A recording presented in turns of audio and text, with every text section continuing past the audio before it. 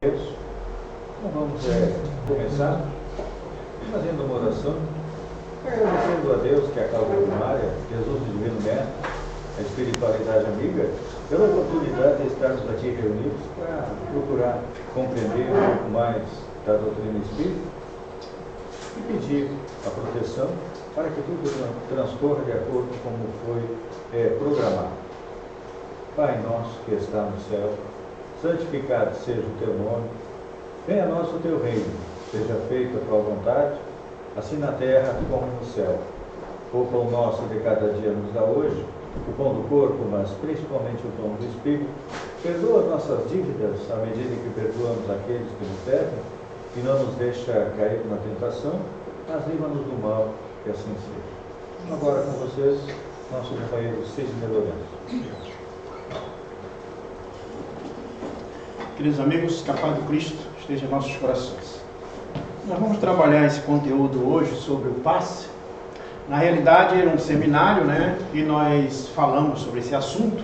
Não é um curso, porque o curso precisaria ter mais tempo, para a gente poder trabalhar o conteúdo. Nós temos essas duas obras publicadas, a Transfusão Fluídica, essa aqui ainda está para ser publicada, que é os 12 passos para a aplicação do passe espírita. E assim que tiver, nós vamos estar lançando ela. Mas está lá na Amazon.com. Então aqueles que desejam, ela é um e-book, então baixa no próprio computador, no celular, ou então pode também solicitar um impresso. Aí a Amazon imprime e manda na casa das pessoas. Essa aqui é a parte teórica sobre a transfusão fluídica, então hoje nós vamos falar alguma coisa, mas no livro tem bastante detalhes desse conteúdo. E os 12 passos nós estamos realmente mostrando, hoje a gente vai dar uma visão dos 12 passos, que é para o passe espírita, ou seja, a gente vai tentar mostrar para vocês que existe uma diferença capital em relação ao passe da casa espírita e o que hoje nós temos ouvido falar em diversas situações, que o pessoal faz algumas experiências nos hospitais ou algumas outras práticas que existem, que as pessoas estão utilizando nessa área da transfusão fluídica, que é algo que vamos dizer assim, está ligado ao conhecimento do próprio magnetismo em si. Então, quando se estuda ou vai dentro de alguma filosofia, onde se aplica o magnetismo, é natural que se tem uma briga de capacidade, de ideias, de informações, de práticas. Agora, quando nós começamos a analisar o passe na visão espírita, essa transfusão fluídica na visão espírita, aí tem alguns componentes diferentes. Por isso que nós estamos, ultimamente, escrevendo sobre isso, falando sobre isso. Esse nosso seminário está sendo feito em diversos lugares, para quê? Justamente para a gente começar a trabalhar esses conceitos, até porque tem muitas informações que estão penetrando no meio do espiritismo e as pessoas estão fazendo não estão sabendo fazer naturalmente essa diferença. Nós estamos aí falando, mas pode perguntar, tem dúvida, querem colocar alguma coisa, nós estamos aí para trabalhar. O primeiro ponto que nós vamos fundamentar, que é importante para quem estuda o passe, ou para quem vai fazer a prática do passe na casa espírita, é a questão doutrinária. Enquanto a gente não fundamenta ou não entende a questão doutrinária, e aí essa nossa fala ela é um pouco, eu digo assim, não contundente, mas um pouco mais forte, porque nós estamos fazendo um trabalho aqui, um seminário, que é para um trabalhador espírita. Quando é uma palestra, a gente procura abordar as coisas de uma forma mais gerais. Mas quando é um trabalhador espírita, ou seja, aquele que faz a prática espírita, é preciso que a gente entenda que tem uma responsabilidade sobre o trabalhador. Ele precisa adquirir alguma coisa, ou seja, nenhuma pessoa que se dedica a uma prática doutrinária, ou uma filosofia, ou uma doutrina, ele deixar de conhecer as bases dessa doutrina, é como se ele quisesse fazer a prática, fosse entrar no laboratório de química, para mexer nos produtos sem saber química. Então vai criar um acidente. Então, da mesma forma, em relação ao conteúdo que nós, seres humanos, possuímos. Se eu sou afeito à prática da psicologia, eu tenho que conhecer a psicologia. Se eu sou afeito à prática de uma outra crença, eu tenho que conhecer aquela crença. Então, se eu sou católico, eu devo conhecer os princípios da teologia católica, onde está fundamentada. Se eu sou protestante, ligado às igrejas reformadas, eu tenho que conhecer os princípios nas quais elas estão baseadas. Agora, se eu sou espírita, aí nós notamos que o espírita, não, eu já li o livro dos Espíritos, passei lá pelo livro dos Espíritos e tal. E o Evangelho? Tu já leu? Não li não, mas eu sei que o pessoal casa no final, né? Então, quer dizer, nunca sabe o que acontece na realidade. Por quê? Porque falta o conhecimento. Então, o que nós temos aqui é para apresentar em alguns momentos para que a gente responda a questões. Por exemplo, se eu quero responder essa questão, se alguém está no atendimento fraterno, se alguém está fazendo um trabalho de paz, se alguém está fazendo um trabalho de orientação na casa espírita, e alguém lhe pergunta, quem sou? Porque tem muita gente que fala, eu sou um espírito, eu sou um corpo, eu não acredito na visão do espírito. Então, para que eu possa responder essa pergunta, eu devo ler o livro dos Espíritos. O livro dos Espíritos é fundamental para que eu possa responder essa pergunta. Eu vou dizer aqui as questões para vocês lerem, para vocês terem ideia que é fácil. Basta ler a questão 1 a 1019, aí vocês têm condição de responder essa pergunta. Porque essa base desse conhecimento está aqui na doutrina espírita. Agora, se a pergunta for, de onde eu vim? Então, eu vim da onde? Da onde nós viemos? Então, para que eu possa responder essa pergunta, a primeira coisa que eu tenho que fazer, já que eu estou lendo, ou já li o livro dos Espíritos, eu preciso então fazer o quê? Estudar de novo a primeira parte do livro dos Espíritos. A primeira parte do livro dos Espíritos, Allan Kardec, ele procura trazer aqui conceitos. Ele estabelece novos paradigmas, porque até então o que era falado do Espírito, sobre Deus, sobre a matéria, ela foi dita de várias formas em diversos lugares. Mas a partir do advento do Espiritismo, ou seja, a partir da publicação do Livro dos Espíritos, em 18 de abril de 1857, passou-se a ter um novo paradigma, uma nova percepção. Então eu preciso estudar a primeira parte do Livro dos Espíritos, onde eu vou entender sobre Deus, sobre o Espírito, sobre a matéria, sobre a criação dos seres, a formação do universo. Ao estudar essa primeira parte, então eu vou ter os conceitos espíritas sendo organizados, sendo entendidos e fazendo uma contraponto com o conhecimento até então que a humanidade apresenta. E aonde eu amplio esse conhecimento? Aonde eu posso ampliar para entender melhor esse conceito da primeira parte do Livro dos Espíritos? No livro A Gênese. A Gênese, então, é uma obra que foi construída a partir da questão 1 a 329 do Livro dos Espíritos. Então, ela dá todo esse arcabouço doutrinário na área científica do Espiritismo. Então, eu estudo a Gênese, eu avanço nesse conhecimento. Por exemplo, quem faz o trabalho de passe na casa espírita, além de estudar a Gênese, deve ter uma atenção ao capítulo 14 da Gênese, que fala sobre os fluidos. Se eu não entender como é que funciona a transfusão fluídica dos fluidos que Allan Kardec pôde colocar nesse capítulo na Gênese, eu vou entender como é que eu faço então um passe. Será que eu fico mais preocupado com a técnica em si? Eu tenho que saber como é que eu faço as técnicas? Mas e aí os outros elementos que a gente deixa de perceber? Então a técnica pela técnica não dá qualidade ao passe. Então nós precisamos entender o que dá essa qualidade ao passe. Ou seja, eu preciso estudar a Gênese, né? Se eu quero responder essa pergunta, o que sinto? Porque muita gente diz, eu sinto a presença dos espíritos, eu já vi o espírito. Tem gente que diz assim, eu sou médium. Aí eu pergunto, por quê? Não, porque eu vi o espírito. Quando foi? Foi 10 anos atrás. E depois? Não vi mais, só vi há 10 anos atrás. Então, ou seja, é médium, não é médium. Por que ele tem essa realidade? Como é que eu vou estudar, então, para entender essa parte? Eu vou estudar a segunda parte do Livro dos Espíritos. E ao estudar, eu vou estudar sobre o mundo espírita, o mundo dos espíritos, toda essa relação que existe da alma ligada ao corpo, da alma fora do corpo, e todo o processo de crescimento. E vai estar ampliado esse conhecimento no Livro dos Médiuns, que é da questão 330 a 613. Ou seja, praticamente quase 50% do Livro dos Espíritos, ele é ampliado, é desenvolvido em O Livro dos Médiuns. E se por acaso eu preciso responder essa pergunta, por que sofro? Porque vejam, nós estamos falando aqui de trabalhador espírita, que está na casa espírita para atender o quê? As necessidades das pessoas. Nós colocamos ali uma placa lá fora na casa espírita, faz uma propaganda para a comunidade, as pessoas vêm, não, vou lá no centro que tem um passe, eu vou lá porque tem um atendimento fraterno, aí eu vou lá porque eu vou receber um consolo, uma orientação, eu estou com uma dificuldade. Então chega na casa espírita, o trabalhador tem que dominar o conhecimento, porque a orientação aqui não é a orientação da psicologia, não é a orientação de outra crença religiosa, a orientação da casa espírita é espírita. Então, se eu não domino o conhecimento espírita, fica difícil de eu orientar na visão espírita. Por isso que é fundamental o entendimento. Então, veja, a pessoa chega e diz que está sofrendo. Por que eu sofro? Como é que eu vou entender perante as leis divinas? Como é que faz para que eu possa entender? Eu preciso então estudar a terceira parte do Livro dos Espíritos, que é das leis morais. Aqui está a relação direta por o porquê do sofrimento, que é a relação do homem com Deus, com o próximo e consigo mesmo.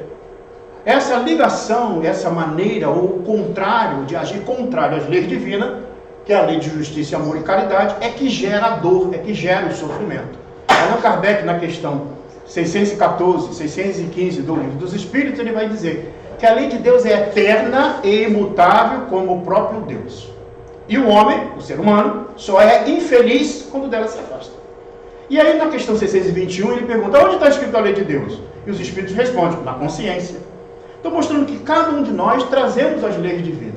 Agora, como nós desconhecemos, quando nós não meditamos sobre ela, a gente não entende o porquê da dor, o porquê do sofrimento, o porquê que acontece conosco. Então, ao estudar a terceira parte, eu vou ampliar esse conhecimento no livro O Evangelho segundo o Espiritismo, onde eu vou, nos seus 28 capítulos, entender ou poder ajudar as pessoas ou entender a nós mesmos as nossas dificuldades. Vejo que o trabalhador espírita, ao estudar a doutrina espírita, ele deve verificar se esses conceitos, essas informações têm a ver com ele, em primeiro lugar.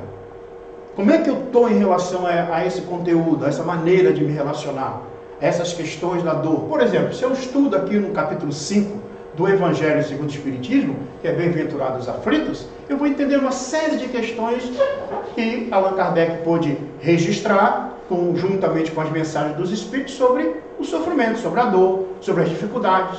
Por exemplo, ele vai tratar um capítulo aqui sobre esquecimento do passado. Por que nós não lembramos o que nós fizemos e por que nós estamos sofrendo? Por que a dor está acontecendo? Por que eu reencarnei dessa maneira? Por que eu estou naquele grupo familiar? Por que eu estou nesse tipo de sociedade? Por que eu estou naquela família? Eu estudo, eu vou entender. Então, muitas das vezes a gente tem dificuldade. Vou dar um exemplo só para a gente poder entender. Imagine, você mora lá em Florianópolis, é mais assim, né? Aqui a gente vê que tem bastante casa, né? Mas lá em Florianópolis o pessoal mora lá em prédios, a grande maioria. Então imagine só, você tem dificuldade lá com o vizinho teu. Então, só para quando a gente tem dificuldade com o vizinho, Deus é tão bom que bota para a gente morar justamente no mesmo andar que o vizinho, de preferência, né? E aí na hora que tu vai pegar o elevador para descer, o vizinho não desce contigo, você também não quer descer com o vizinho. O vizinho vai sair, você vê que ele vai sair também, você finge que esqueceu alguma coisa, só para não descer no elevador com ele. Bom, aí você tem o dia da reunião de condomínio. Quando tem a reunião de condomínio, você pega lá a cadeira, bota de costa. Pô, imagina, falar com aquela pessoa. Então tem vizinho que briga, um entra com processo contra outro, tem uma loucura. Aí o tempo passa, você esquece que você é um espírito imortal, esquece que o teu vizinho também é um espírito imortal, as coisas vão passando. Passa os anos, você desencarna, o teu vizinho desencarna também. Tu te programa para uma nova reencarnação, esquece o passado, reencarna novamente. E aí você chega na Terra, acha aquela pessoa, fica enamorado, casa, tem lá o filho e nasce aquela coisa linda, maravilhosa. Bochechinha rosada, né? Da turma de vocês nasce rosada. A minha turma nasce meio cinzinha assim. Mas nasce rosada. E aí o pessoal beija, abraça, tira foto, coloca no Face. Quando eu vejo as fotos das crianças no Face, aí eu fico imaginando. Agora imagine alguém chegar para ti e falar assim, sabe quem é esse aí que está no teu colo? É ele mesmo. O vizinho. Voltou. Então vejam, olha só a didática divina. A reencarnação, ela faz parte do processo da reeducação da alma. O mal que eu fiz ontem eu esqueço e volto de novo com aquele que eu prejudiquei, agora numa nova posição. O amor de pai, o amor de mãe supera a mágoa, o ressentimento do passado. Lembra que Jesus disse? O amor cobre uma multidão de erros, de pecados, de desajuste, de desequilíbrio. É assim que funciona o mecanismo da lei divina, mas eu preciso estudar. E isso está onde? No Evangelho segundo o Espiritismo, que está ligado intimamente à terceira parte do Livro dos Espíritos. E por último, para que a gente possa entender, aqui na primeira parte, nós estamos traçando novos paradigmas. Na segunda parte, nós vamos entender relação à verdadeira vida, o mundo espiritual. Na terceira parte, as leis que regem essa relação. E na quarta parte, nós vamos estudar justamente para onde eu vou, que é justamente o quê? As consequências de agir ou não de acordo com as leis divinas. Aqui nesse capítulo, Allan Kardec vai tratar das esperanças e consolações e falar realmente do destino da alma, o que acontece. E ele vai ampliar esse conhecimento lá no livro O Céu e o Inferno, que é da questão 920 a 1019. Veja, aqui está o conhecimento correto do Espiritismo. Quando eu adquiro esse conhecimento com leitura, com estudo, eu começo a perceber quais as nuances, as características que o Espiritismo abrange. E vou ter capacidade de analisar qualquer outra coisa, qualquer outro pensamento. Quando eu não tenho esses conhecimentos, o que acontece? Se eu chego com uma prática, eu vim de fora, por exemplo, vim lá do Rio de Janeiro. Aí vim morar aqui e chego na casa, não, ó, lá no Rio de Janeiro nós estamos fazendo uma prática assim, aí o povo já vai tudo atrás. Por quê? Porque não estuda. Se a prática está em desacordo com a doutrina espírita, aí o pessoal começa a fazer. Por que isso acontece? Porque não conhece. Agora, quando a gente estuda, a gente conhece e opa, peraí. Essa prática tem isso, tem essas características, é uma prática mais voltada por uma doutrina espiritualista, não tem a ver com o que o Espiritismo propõe. O Espiritismo não propõe curar corpos, mas trabalhar as questões morais do indivíduo. Aí eu começo, então, a ter uma postura diferente diante da vida. Então, o entendimento é outro. Então, por aqui, nós temos uma base. Eu falei rapidamente, só para a gente poder ter uma ideia. Leon Denis, no livro Depois da Morte, ele vai fazer a mesma análise em relação às obras da codificação. E aí, quando ele faz essa análise, ele dá um qualificativo a cada obra dessa. Então, ele vai colocar, por exemplo, que o Livro dos Espíritos é a área filosófica, então esses nomes amarelo é do livro Depois da Morte, de Leon Denis. Ele vai falar, então, da Gênese, a parte científica, o Livro dos Médiuns experimental, a moral no Evangelho segundo o Espírito e a analítica no livro Céu e Inferno. Então, é importante que a gente junte esse conhecimento para entender. Então, Leon Denis, que foi contemporâneo a Allan Kardec, ele teve então a capacidade de desenvolver alguns conceitos filosóficos e ele então faz essa conclusão. Tudo bem até aí? Tranquilo? Bom, o objeto do Espiritismo é estudar o Espírito. Então, nós temos aí o corpo físico, que é instrumento do Espírito. O Espírito, então, para poder atuar no corpo, ele necessita do elemento intermediário, chamado perispírito, que precisa ser aprofundado, ser estudado, que está não só no livro dos Espíritos, mas também lá na Gênesis, essa informação. Bom, o objeto de estudo do Espiritismo é o Espírito. Então aqui é uma prática, eu já estou tentando, mas não deu para mim escolher alguém, porque nós íamos fazer um processo de desencarne aqui, de alguém, né? Para ver como é que sai o espírito do corpo. Né? Mas eu vou evitar de acontecer isso, porque para voltar para o corpo dá mais trabalho. Ó, já estão apontando aí para o lado. Assim, né? Dos lados, né? Não dá que nem o prefeito que inaugurou o cemitério. Então não dá para desencarnar. Então, mas tudo bem, a gente vai fazer o desencarne aqui agora. Então imagine aqui o corpo, agora vamos separar o perispírito. Então está aqui. O corpo físico sem o perispírito é apenas uma massa. Aqui está o perispírito. Se nós considerarmos somente o perispírito, também, somente sozinho, ele não é nada. Agora, o ser humano precisa perceber o quê? Nós somos o espírito imortal. Esse espírito imortal, e aí é preciso entender, a sede das sensações, da percepção e do sentimento, está na alma, está no espírito. Não está no corpo. O corpo apenas tem os instrumentos que a decodifica. Não está no perispírito. O perispírito apenas armazena as ações comportamentais do espírito ao longo de diversas reencarnações. E possibilita as características genéticas e as características reencarnatórias de cada um de nós. Quem faz esse trabalho é o perispírito. Então agora, quando eu estudo o espírito, e é objeto de estudo da doutrina espírita, é a alma. Quanto mais o indivíduo trabalhar os valores morais e se transformar e se modificar, ele vai ter capacidade de gerar um campo energético favorável ao perispírito e esse, por sua vez, qualifica, melhora, dá saúde às células do corpo físico. Então, quando eu faço a transfusão fluídica do passe, eu estou atuando no centro de força que está no perispírito. Esse, por sua vez, tem uma conexão direta às células do corpo físico e o hospedeiro, que é o ser inteligente, está lá na questão 257 do Livro dos Espíritos. Esse aqui é que dá o comando, diz André Luiz no livro Mecanismo da Mediunidade. Eu recebo o passe, mas quem faz que isso se transforme em energia e se desloque pelo todo o nosso corpo através do aparelho circulatório, o nosso sangue, é a alma, é o ser inteligente. Então não basta só a prática magnética do passe, é preciso uma modificação interior comportamental do indivíduo. Não basta só eu ter um curso de passe, é preciso que eu, passista, também me modifique para que tenha resultado a energia que nós estamos transferindo. Então, naquele segundo livro que eu disse para vocês que a gente está acabando de elaborar, a gente mostra ali a diferença do magnetismo propriamente dito, que é até um trabalho do nosso codificador, Allan Kardec, na Revista Espírita de 1865, em setembro, que ele vai falar sobre o médio de cura. Então ele vai mostrar a diferença só do magnetizador daquele que é secundado pelos espíritos na prática do passe, né, vamos dizer assim, da cura na casa espírita. Nós vamos estudar um pouquinho mais sobre isso.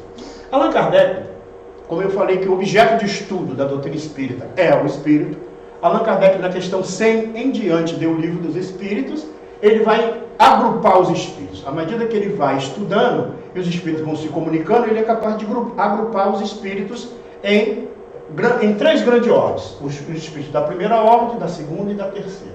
Os da primeira ordem chamados puros espíritos, os da segunda ordem chamados bons espíritos e os da terceira ordem chamados espíritos imperfeitos. Os da primeira ordem têm uma classe única, chamada puros espíritos. Sabedoria intelectual e moral absoluta. Esses espíritos aqui não necessitam mais reencarnar, não têm a influência mais da matéria, eles trabalham como ministros de Deus no universo inteiro, auxiliando o equilíbrio dos mundos, dos planetas, das sociedades espirituais que existem em todos os lugares e principalmente dos mundos onde habitam espíritos que têm processo de desenvolvimento. Essas almas, como não precisam mais reencarnar, raramente reencarnam quando há uma grande necessidade e geralmente ela tem uma capacidade, quando reencarnada, de ajudar ou dar um sinal ou dar uma diretriz muito maior para aquele grupo de almas que estão em processo de desenvolvimento. Mas esses espíritos aqui compreendem perfeitamente as leis de Deus. Sabe por que existe a dor, porque o sofrimento não tem pressa, aguardam, por exemplo, o espírito aqui aguarda 2000 anos para que a gente modifique. E a gente está aí tentando, e briga de um lado, e mata do outro e tal. Mas as almas aguardam. Por quê? Porque sabem que a vida é eterna. Como eles entendem perfeitamente a lei de Deus, eles têm toda a tranquilidade, porque a visão deles é uma visão de futuro. E o futuro não é um futuro de 10 anos, 20 anos. Às vezes o futuro é de milênios. Eles têm essa percepção. Bom, sempre quando eu falo sobre isso, eu gosto de perguntar. Tem alguém aí desse grupo aqui? Ah, não, tudo bem. Allan Kardec fala do segundo grupo. Ele fala então dos espíritos chamados bons espíritos. Predominância dos espíritos sobre a matéria. E ele vai perceber então que nesse grupo pode ser subdividido em 4 classes. Os espíritos da segunda classe, superiores, os da terceira de sabedoria, os da quarta sábios, os da quinta benévolos. Aí tem as características. Olha bem, esses espíritos aqui também, eles conseguem suplantar a influência da matéria, ou seja, não tem a influência da matéria. E quando encarnadas essas almas, eles servem de modelo para nós. São almas que demonstram grande resignação, capacidade de amar, de perdoar, passam dificuldades e continuam ainda auxiliando todos aqueles que ali estão. Eles compreendem a lei de Deus e trabalham para manter a harmonia. É desse grupo aqui que nós chamamos anjo de guarda, espírito protetor, os bons espíritos, que acompanham aqueles menos favorecidos pelo desenvolvimento moral, para que eles possam evoluir. Então esse grupo aqui são um grupo de almas, onde eles trabalham como ministros de Deus, por ordem dos espíritos superiores, para o quê? Manter todo o equilíbrio no planeta e servir de exemplo para nós, num processo evolutivo, na nossa evolução. Como eles compreendem a lei de Deus, eles têm uma relação muito tranquila. Eles estão na Terra, são exemplos de amor para todos nós. Recordo-me que quando ainda a irmã Dulce estava no corpo, e Divaldo foi visitá-la, e chegando lá encontrou ela sentada numa cadeira com uma respiração ofegante, muito devido aos problemas brônquios que ela tinha. E Divaldo virou para ela: ó, irmã, a senhora não devia estar sentada nessa cadeira, porque essa cadeira está dificultando a sua respiração. A senhora devia estar deitada para poder respirar melhor. Olha, eu vou fazer o seguinte, irmã, quando eu voltar à Mansão do Caminho, que é uma instituição que Divaldo mantém lá na Bahia, eu vou mandar para a senhora uma cama hospitalar, para a senhora poder deitar e respirar. E ela falou: ah, meu filho, faz isso sim. Agora eu vou te contar uma coisa. Não conta para ninguém não. Eu nessa cadeira aqui já consegui 10 camas hospitalar. E eu quero agora mais uma para montar outra enfermaria para os pobres. Vejam, são um tipo de almas assim. Não tem o rótulo da religião. Elas agem simplesmente no bem. Madre Teresa de Calcutá, Irmã Dulce, Chico Xavier e tantos outros anônimos que estão no mundo. Mas tem uma característica diferente. Eles fazem isso pelo amor ao próximo. Entendem perfeitamente as características da proposta divina. Uma pergunta: alguém desse grupo? Tudo bem. Allan Kardec, sim. Posso perguntar? Esses espíritos aí não estariam incluídos nos primeiros espíritos ali, eles reencarnam por necessidade. Mas eles reencarnam por necessidade de prestar serviço, esclarecer, por exemplo, fazer o amor ao próximo, praticar isso. Isso. Esses que geralmente são desses aqui. Desses aqui. Porque esse aqui raramente, muito raro, eles não necessitam mais reencarnar. Então o Chico Xavier estaria Esse grupo aqui, estaria dentro desse grupo aqui. Ou estaria, vamos dizer assim, na linha intermediária desse processo. Até porque o Chico sempre, quando falavam da capacidade dele, ele falou, não, meu filho, nada disso, eu sou nada. Porque ele não se percebe. Tem um capítulo no Evangelho que fala sobre os verdadeiros profetas, que o verdadeiro profeta não se identifica. Aquele verdadeiro mesmo, né, que faz o bem, não se identifica. Por quê? Porque para ele não é importante isso aí. Ele faz o bem pelo bem. Francisco Cândido Xavier, o nosso Chico Francisco de Assis, né? Ele, quando esteve entre nós, a dor que ele sofreu não é uma dor de resgate, de reparação. São dores que ele dava exemplo para a própria humanidade. Então tem vários deles aí. Agora, o que nota é o seguinte, as características desses espíritos, elas são muito detalhadas, né? Lá no livro dos espíritos. Ele apenas colocou ali o resumo dela. Mas vamos perceber que a grande massa de espíritos bondosos, que estão fora do corpo, que são chamados anjos de guarda, é diferente de espírito familiar, é diferente de espírito simpático. O espírito familiar, por exemplo, pode ser uma mãe, um pai, um avô, alguém da família que desencarnou e pode estar ali ajudando, mas não tem a capacidade de ajudar como um anjo de guarda. O anjo de guarda é aquele que tutela o seu protegido durante toda a vida na Terra, fora do corpo, muitos séculos acompanhando. E os espíritos familiares só fazem aquilo que é permitido pelos espíritos superiores, ou chamado espíritos anjos de guarda. E é desse grupo aqui que, quando mergulham na carne, eles são exemplo de resignação. Por quê? Porque eles têm a capacidade de superar as dificuldades da matéria. Esse aqui também tem, mas raramente eles fazem. Por quê? Porque a capacidade dele, vamos dar um exemplo, o Cristo, por exemplo. Jesus, que esteve entre nós, né? Que é um espírito de primeira grandeza, de primeira ordem, ele precisou de 2000 anos para se programar para reencarnar entre nós. 2000 anos, sabe o que é isso? Para que as questões vibracionais da estrutura que ele absorvia do planeta para a formação do perispírito, teve que se programar. E só para a gente ter uma ideia, quando a nossa Terra foi formada, há 4 bilhões e meio de anos atrás, Jesus já era o Cristo. Então vejam, há 4 bilhões e meio de anos atrás. Então lá quando a nossa Terra ainda estava na nebulosa, se formando, o Cristo, que a recebeu da mão do Criador, para que cuidasse do nosso planeta, para que a gente hoje pudesse estar aqui, e a nossa civilização é questão de 20, 25 mil anos atrás, e há 4 bilhões e meio de anos atrás, a gente era o quê? Princípio espiritual, já estava se individualizando, né? Ainda não tinha chegado à fase de espíritos, por isso que nós ainda estamos com muita dificuldade de aprender. Por isso que essa programação do planeta não é uma programação assim, se não der certo a gente muda, né? Como a gente faz, né? Não deu certo, vamos reprogramar, vamos mudar. Não, a programação divina de 4 bilhões e meio de anos atrás é uma programação que ela está voltada dentro de um princípio que o Cristo acompanha. E uma pleiade de espíritos estão acompanhando.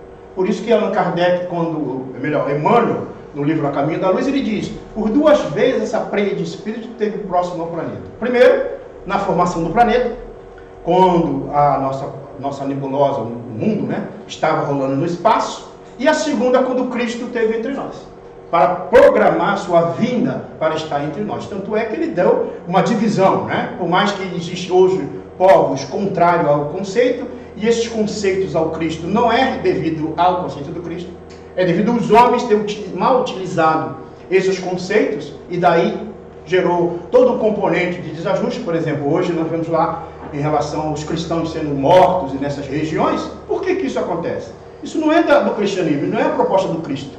Isso é a questão dos homens ao criar essas, vamos dizer assim, subterfúgio nesse comportamento religioso, criaram maneiras de agir. E aí começou um gerar contra o outro. Dizem, já alguns estudos foram feitos, que 80% das guerras que existem no mundo são de origem religiosa. Devia ser o contrário. Só pelos fatos de ter o conceito religioso, os indivíduos não deviam guerrear entre si. Mas vamos ver aí o que está acontecendo nesses bolsões de guerras. Pode ver que tem um componente. Ou é religioso, ligado a um conceito de um grupo, que foi interpretado daquela maneira, que acredita que eles são melhores do que o outro e tem que se destruir do outro. Isso sempre aconteceu nas cruzadas, na noite de São Bartolomeu, e aí nas guerras que nós estamos vendo hoje aí. Mas isso tudo é devido a quê? Essas almas têm esse conhecimento, e é preciso que a gente aprenda que não vai haver um progresso somente de alguns indivíduos, só um grupo. Por exemplo, foi publicado agora há pouco tempo que na Holanda estão fechando as cadeias, porque não tem gente para botar na cadeia. Aí o pessoal até falou assim, tem que mandar um pouquinho para lá, né? Para dar um jeitinho. Mas veja, não adianta só um país melhorar. Só ele se elevar, só ele ter uma sociedade equilibrada. É preciso que todo o planeta tenha. Por isso que o processo evolutivo não é individual, não é de um determinado grupo. Um grupo vai dar o exemplo, o outro vai dar outro exemplo na outra área. E assim sucessivamente, até que chegue a um ponto de equilíbrio, onde todo grupo de espíritos reencarnando no planeta começa a se modificar. Então isso aí é um preâmbulozinho da nossa... Agora, para você, um exemplo em Porto Alegre. Os judeus, dentro da Catedral Metropolitana de Porto Alegre, fizeram a ceia da Páscoa junto com os católicos. Exato. Inédito no Brasil e no mundo. Exato. Isso aí. É por aí. Essas diferenças que teoricamente existem, elas devem deixar de existir. Já deixou escrito também isso aí, mas a parte ia acabar com... A proposta da doutrina espírita é mostrar que tudo está conectado, né? Mas é interessante a gente estudar, porque aqui a gente vai verificar como é que os espíritos se comportam. Bom, aí o Allan Kardec fala da terceira ordem dos espíritos, tá? Porque eu já vi que não tem ninguém nesse grupo aqui, né? Tudo bem. Aí ele fala da terceira ordem. Veja a característica. Predominância do espírito sobre predominância da matéria sobre o espírito. Ou seja, o espírito reencarna, mas não consegue sobrepujar a influência do instintiva do corpo físico. Está preso ainda. É desse grupo aqui que a gente encontra alguns que dizem assim, eu estou magoado, estou ressentido. Aí pergunta, quanto tempo? 10 anos. Por quê? Não me lembro por quê, mas que eu estou ressentido, estou. Esse pessoal aqui tem muita dificuldade de ser feliz. Ele, qualquer um, encontra, por exemplo, encontra o outro lá, passa aquele domingo terrível, né? Aí encontra o outro na segunda-feira e vira assim, ô fulano, como é que foi teu final de semana? O outro, meu final de semana foi terrível. E aí começa a narrar um monte de coisa. Aí aconteceu isso, foi para o hospital, aí fala um monte de coisa. Aí depois, quando ele para de falar e respira, né? Porque o pessoal da terceira ordem fala toda a vida sem respirar. E aí ele fala, o outro deu uma respirada, contigo aconteceu isso, comigo foi bem pior. Aí aumenta mais ainda, narra, mais drama. Aí o que contou primeiro fica com ciúme. Porque ele queria ser mais infeliz do que o outro. Então é uma situação mórbida aqui. Tem desse grupo aqui uma turma que acorda de manhã com os 2 pés esquerdos. Não sei se vocês conhecem esse grupo. Acorda, já acorda brigando, discutindo, não faz nenhuma prece, nem nada. Tem muita dificuldade de ser feliz. Aí Allan Kardec, então, organiza ele em 6 classes. Ele caracteriza, né, os batedores e perturbadores, os espíritos neutros, pseudo-sábios, levianos, impuros. Então, como não compreende Deus, não compreende as leis divinas, esses aqui geralmente fazem uma prece assim, Senhor, entrego a Ti o meu problema. E dá uma olhada no relógio e fica aguardando o Senhor responder. Como Deus não responde no tempo que Ele quer, ele tenta pegar e sempre dá errado. Então tem dificuldade de ser feliz. Aí eu pergunto, não precisa levantar a mão não, deixa assim, né? Também não. Aí eu pergunto para vocês, quem é desses 3 grupos que precisa de passe? Os da primeira ordem? Os da segunda ordem? Ou os da terceira ordem? Quem? É esse aqui? Assim não. É? Tá. E aí eu pergunto para vocês, quem é que dá passe nesse grupo aqui que precisa de passe? É o pessoal daqui? É o pessoal daqui? É o pessoal daqui? Então, gente, está todo mundo no mesmo barco. Por que a gente acha que é melhor do que o outro? Né? Então pertencemos ao mesmo grupo. E aí nós que a gente vai dar o passe, a gente está dando o quê? O que a gente ainda não venceu em nós, que a gente precisa vencer também. Por isso que a gente não deve olhar o outro, porque o outro fez isso, fez aquilo. Não. Procura se doar com amor. Aí você começa a superar em você as próprias dificuldades e você também recebe. Por isso que o passe espírita, a gente tem essa particularidade. Eu não sou nenhum super-homem, eu não sou mágico que vou tirar a dor do outro, mas eu sou aquele intermediário do plano espiritual. Que mesmo não tenha a incorporação do espírito para se tornar um médium ostensivo, mas é a mediunidade de cura, que através das energias benéficas dos bons espíritos, chega até mim. Então por isso que esse grupo aqui precisa estudar e conhecer. Então nós vamos ver algumas características. Aqui Allan Kardec vai falar a respeito da mediunidade de cura. Ele diz o seguinte, é um gênero de mediunidade que consiste num dom que possui certas pessoas de curar pelo simples toque, pelo olhar, mesmo por um gesto, sem o concurso de qualquer medicação. Então veja, a capacidade de cura pode acontecer por um toque, pelo olhar à distância, ou até mesmo por um gesto pequeno da pessoa, porque ela deseja o bem do outro. E circundado pelos Espíritos, o resultado vai ser maior ainda. Então vejamos, se nós estudarmos lá no Livro dos Espíritos, na primeira parte, nós vamos entender algumas questões sobre o fluido cósmico universal. Allan Kardec vai falar dos princípios, né? Os elementos gerais do universo, o princípio espiritual, o princípio material e, acima de tudo, Deus. Deus, espírito e matéria é tudo que existe do universo, existe a partir desses elementos do universo.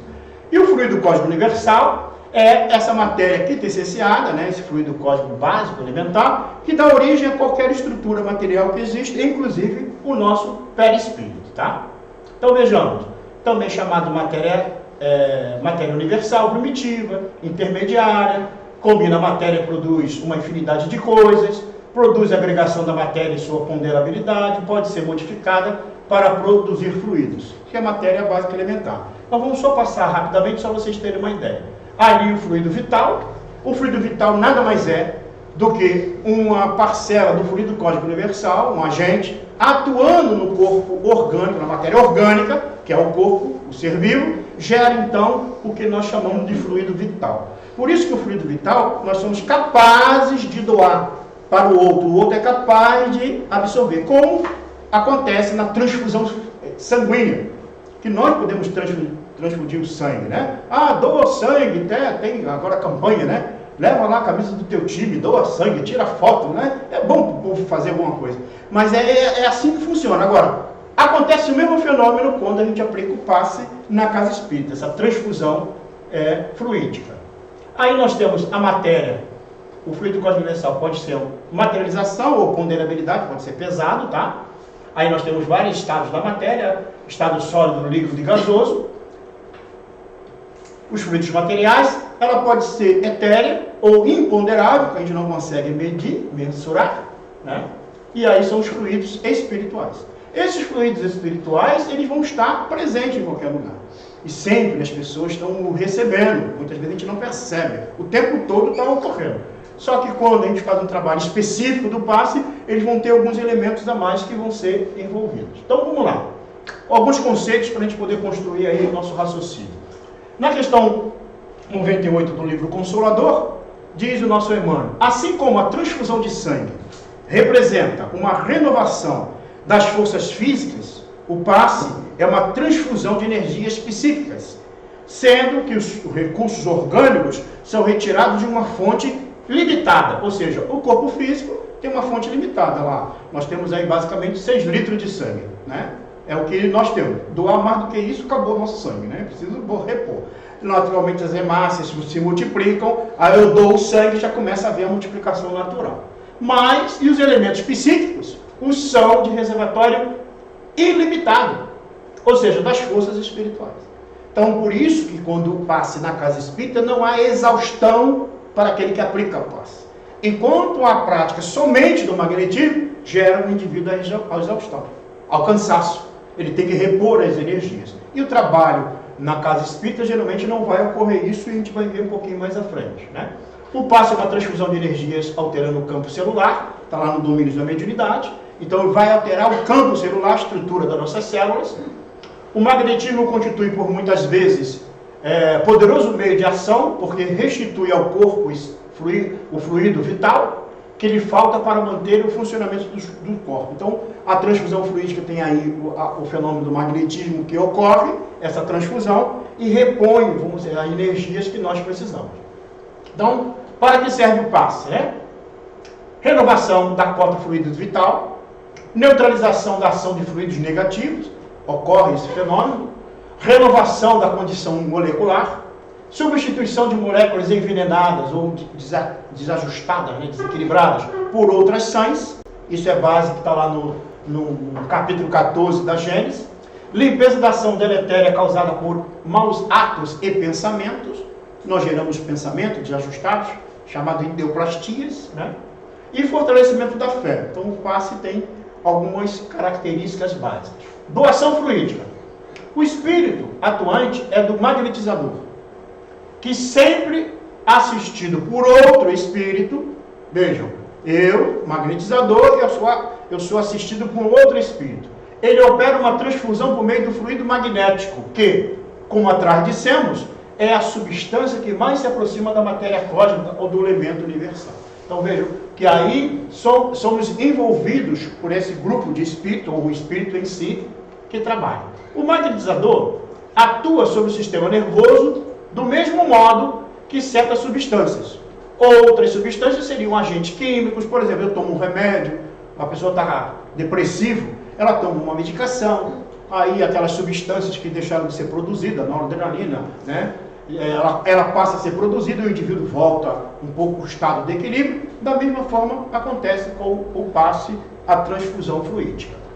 A força magnética reside sem dúvida no homem, mas é aumentada pela ação dos espíritos. Então vejam, ao receber essa ação dos espíritos, ela se multiplica, que ele chama em seu auxílio. Se nós pegarmos lá no capítulo onde Allan Kardec, no livro dos Espíritos, que vai falar sobre a adoração, sobre a prece, ele vai colocar lá na questão 659, 660, se eu posso orar por outrem, por outra pessoa. E os Espíritos dizem que sim.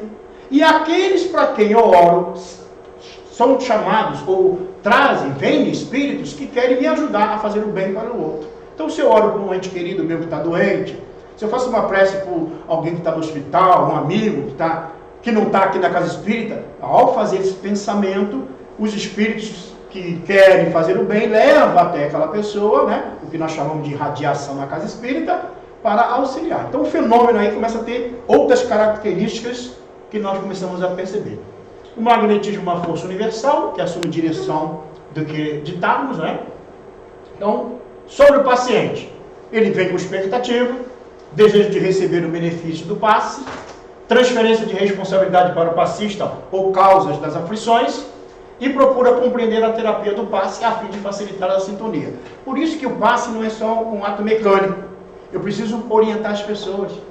Ela precisa ter a parte teórica, a informação, porque não adianta ela tomar só o passe, é preciso que ela modifique a atitude. Ela pense, modifique o pensamento dela, a maneira como ela age. Aqui eu só estou mostrando algumas partes teóricas, depois a gente vai mostrar a parte visual para a gente poder ter ideia como é que funciona isso na casa espírita. Responsabilidade de sua ação, agora o passista, tá?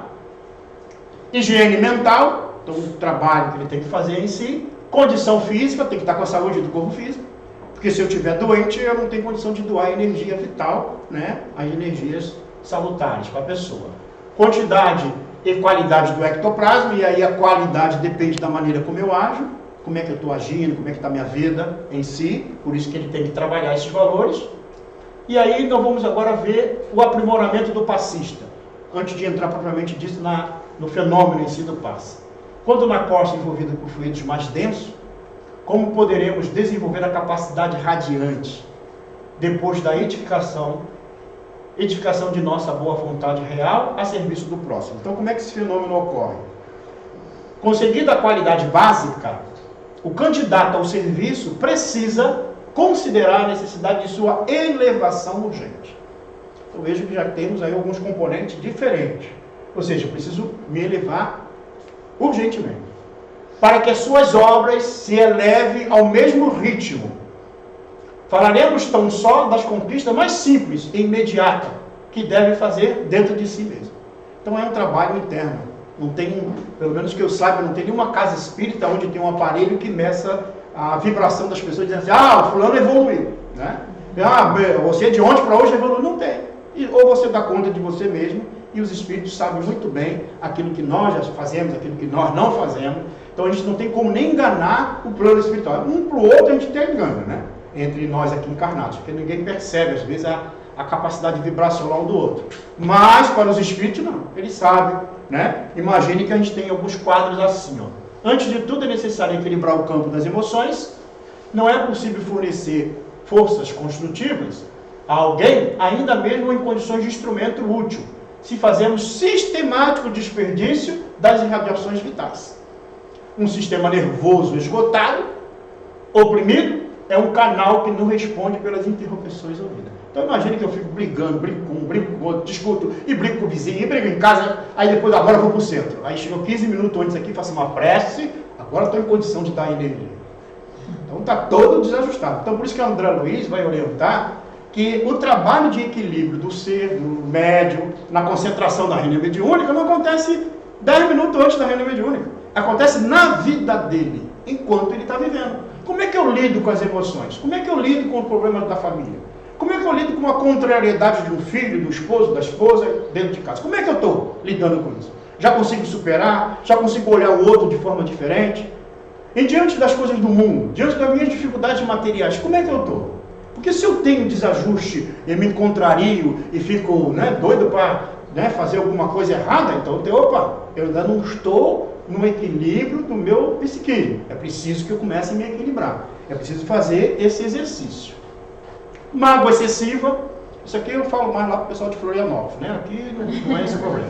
Mas é bom a gente falar aqui um pouquinho. Mágoa excessiva, a paixão desvarada, a inquietude obsidente, constitui barreiras que impedem a passagem das energias auxiliadoras. Por outro lado, é preciso examinar também as necessidades fisiológicas, ou seja, o corpo físico, né? A par de requisitos de ordem psíquica. A fiscalização dos elementos destinados a armazéns celulares é indispensável por parte do próprio interessado em atender a tarefa do bem. Então, tenho mágoa, tenho ressentimento por alguém, começa a trabalhar isso. Pensa, medita, envolve a pessoa na prece. Eu não consigo falar com ela. Vai pedindo, pede a Deus para se encontrar no plano espiritual, os espíritos ajudam a conversar, um conversa com o outro, até harmonizar a coisa, né? Então, se eu estou agora cultivando mágoa, ressentimento, aí eu quero doar, ela fica bloqueada. E o mundo espiritual vai ter que intervir para poder fazer que essas energias penetrem no outro. Então, são dificuldades nossas que temos que trabalhar, né? O excesso de alimentação, por exemplo, produz odores fétidos, através do nosso feromônio, né? Através dos poros, bem como das saídas dos pulmões e do estômago. Então, vamos lá que seu dono de casa, ou alguém aí que fez a comida em casa lá, e aí cortou a cebola lá e tal, não lavou a mão direito, aí vem dar passe. Aí na hora que se aproxima da pessoa, a pessoa começa a sentir aquele cheiro de cebola. Acabou a concentração, do outro. Ou seja, a gente não fez a higiene normal do corpo. E a alimentação, às vezes, demasiada, gera isso. Aí na hora que a gente está respirando, começamos a exalar esses odores fétidos e as pessoas sentem. Então é um cuidado que o paciente tem que ter, que é uma coisa simples que o André Luiz orienta lá no Missionários da Luz, né? A saída dos pulmões e dos estômagos, prejudicando as faculdades radiantes, porquanto provoca dejeções anormais e desarmoniosas do vulto do aparelho gastrointestinais interessado na intimidade das células. Então, são algumas dificuldades que existem, tá? O álcool e outras substâncias tóxicas operam distúrbio dos centros nervosos. Então, veja, mas eu vou tomar só um pouquinho, não tem problema não. Está ali alterando, a estrutura da nossa célula. Modificando certas funções psíquicas e anulando os melhores esforços na transmissão dos elementos regeneradores e salutares. Aqui só para a gente ter uma ideia como é que funciona esse processo. A mitocôndria, gente, a nossa célula do nosso organismo, ela tem várias organelas. Essas organelas são vários nomes. Tem mitocôndrias, tem o complexo de Golgi, tem várias estruturas. Essas estruturas, elas servem para armazenar energia. E é justamente a mágoa, o ressentimento, esses elementos que eu falei antes, ele vai estar justamente envolto aqui dentro. Então nós temos aí, pela alimentação, a glicose, o oxigênio, está lá as estruturas que a nossa mitocôndria fornece, os sais minerais, as vitaminas, tudo isso é absorvido, o gás carbônico, tudo é absorvido. E também as vibrações do indivíduo. Por isso que quando eu vou doar energia e tenho esses elementos, hoje se a gente for fazer lá um hemograma no sangue, aquele exame de sangue, o que acontece? A gente vai lá, tira um pouquinho de sangue, leva lá para o laboratório, aí o laboratório analisa e define a característica das células que ali está presente. O colesterol está alto, o colesterol está assim e tal, precisa isso, precisa aquilo, está com a doença tal, ou está com essas características, ou descobriu que tem isso, zika, se não tem zika, essas coisas todas que a gente vê aí. Agora imagine o dia que esses aparelhos da Terra começar a detectar assim, olha, tem célula aqui de briga, tu andou brigando muito essa semana, você pensamento mal, pensamento desajustado, porque começa a detectar, porque esse energeticamente está na estrutura do nosso corpo. Tudo que nós fazemos está gravado em nós. Então por isso que quanto mais a gente puder ir trabalhando e melhorando, a gente está gerando o quê? Saúde para dentro de nós, tá? Ó, a intoxicação, oi?